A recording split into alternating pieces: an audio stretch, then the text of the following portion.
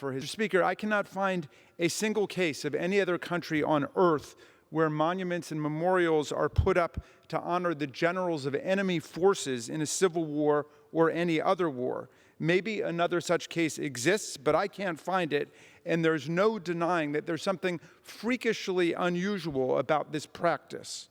But you cannot blame Americans from the 19th century. In this case, you can't even blame Americans from the 20th century. This statute of Robert E. Lee went up in 2003, not even 2 decades ago.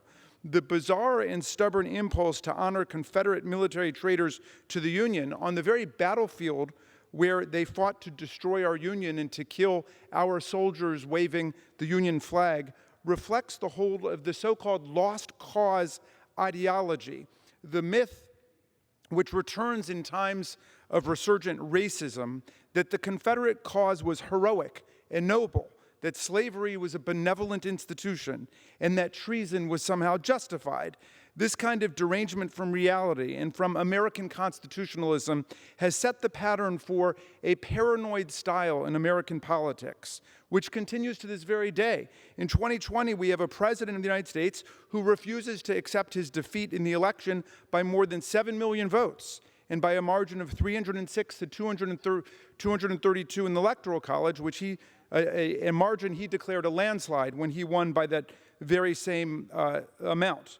A big defender of the Confederate statues, the president from New York is busily constructing a new romantic lost cause mythology about his loss, despite the fact that more than 40 courts have rejected all of his claims about the election.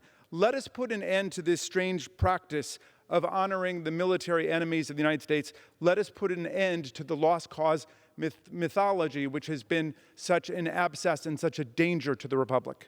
I yield back. Gentleman yields back. Gentleman from California.